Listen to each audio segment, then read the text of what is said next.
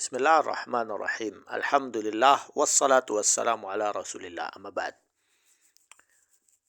Menanggapi pernyataan Ustadz Lora ya, konten tentang eh, Ustadz Sunnah ya, dilema Ustadz Sunnah.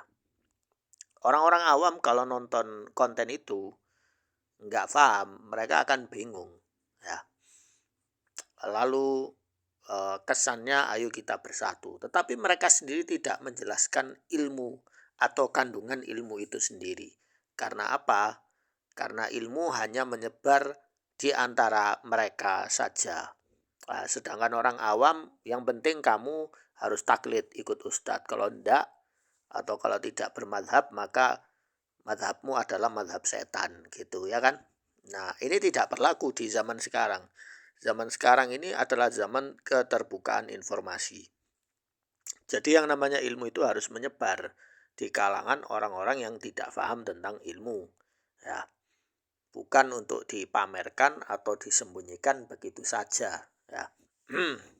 Nah, di sini ada kitab tentang ilmu hadis, ilmu mustalah al-hadis. Namanya Al-Wadhih fi Mustalahil Hadis.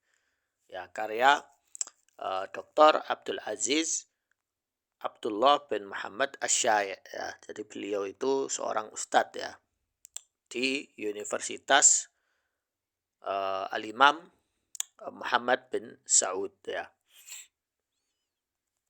Di dalam kitab ini dijelaskan tentang sanad ya, sanad. Karena ada orang yang memuja-muja atau terlalu hulu terhadap sanad ya. Namun dia tidak paham apakah sanad itu nyambung ke Rasul atau hanya nyambung ke para sahabat atau nyambung ke para tabi'in.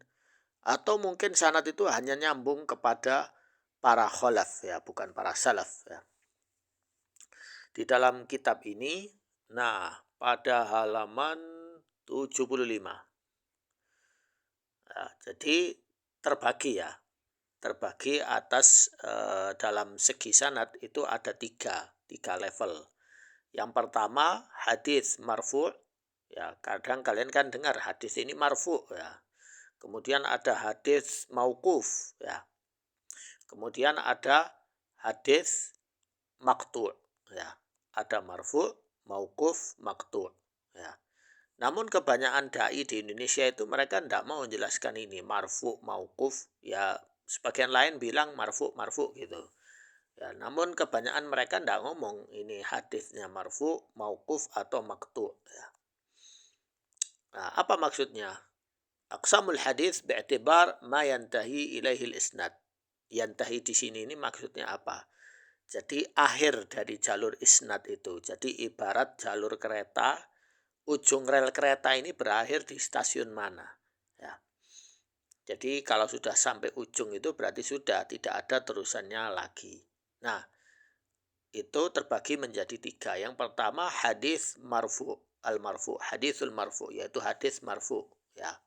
Masadara anin Nabi sallallahu alaihi wasallam. Jadi sanad ini berakhir sampai Nabi. Jadi nambung sampai Nabi ya. Muhammad sallallahu alaihi wasallam. Kemudian hadis yang kedua yaitu hadis mauquf. Ya, masadara anus sahabi. Jadi hadis ini sanadnya nyambung tapi berakhir sampai sahabat ya. Tidak sampai nabi. Ya. Jadi itu hadis sumbernya dari perbuatan, perkataan, pernyataan para sahabat. Jadi mauquf. Jadi bukan dari nabi yang ngomong ya atau nabi yang melakukan. Tetapi yang melakukan dan yang mengatakan adalah para sahabat. Jadi disebut hadis mauquf. Kemudian hadis maqtu'. Jadi hadis yang terputus. Terputus ya. Ma sadara 'anit tabi'i. Jadi hadis ini hanya sampai kepada tabi'i. Jadi perbuatan, pernyataan, perkataan tabi'i. Itu disebut hadis maqtu'. Artinya tidak bersambung sanadnya ke sahabat dan juga tidak bersambung sanadnya ke Nabi. Sedangkan hadis mauquf yang berhenti itu hanya sampai sanadnya hanya sampai kepada sahabat. Nah,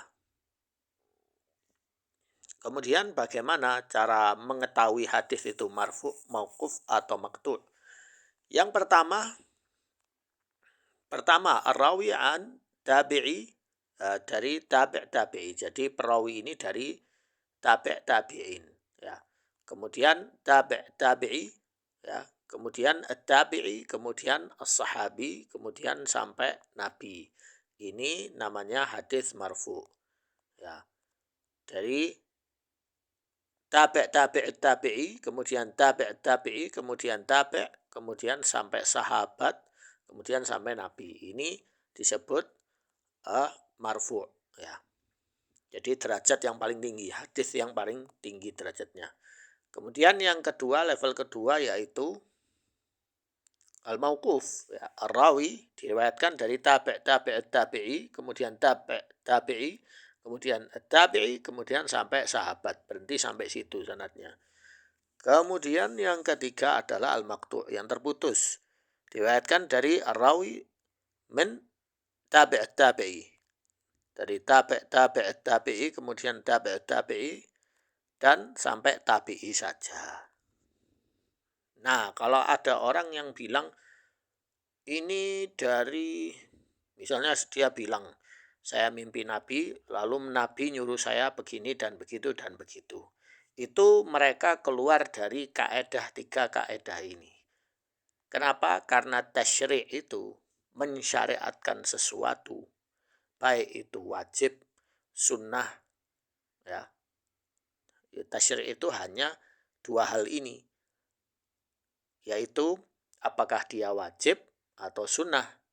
Kalau perintahnya Nabi itu wajib, berarti wajib dilaksanakan. Dan tidak mungkin Nabi baru memerintahkannya sekarang, ya, setelah ratusan tahun. Kalau sunnah, ya jelas sunnah. Dan sunnahnya Nabi itu tidak mungkin meloncat ratusan tahun baru muncul sekarang, ya. Jadi mimpi itu bukan masdar, bukan sumber utama tasyri'. Sumber utama tasyri' itu adalah Al-Quran, kemudian hadis dan riwayat para sahabat itu. Itu sumber tasyri' yang sudah jelas disepakati. Adapun yang masih khilaf, ya itu dilihat dulu sumber khilafnya bagaimana. Kalau dari sumber mimpi itu bukan masdar tasyri', ya. Kalau kita lihat orang-orang Sunni yang terkontaminasi dengan pemahaman tasyayyu' atau pemahaman batiniyah, mereka menjadikan mimpi sebagai sumber pendalilan, ya. Misalnya saya mimpi wali fulan, ya, atau wali fulan mimpi ketemu Nabi suruh mengamalkan sholawat tertentu, ya, atau amalan-amalan tertentu yang itu bypass, ya. Bypass itu maksudnya meloncat dari zaman sahabat, tabi'in, tabi'i, meloncat setelah ratusan tahun baru sekarang munculnya. Ya, itu jelas ngawur, ya. Kalau orang sudah membuat tasyri' seperti itu, apa yang terjadi?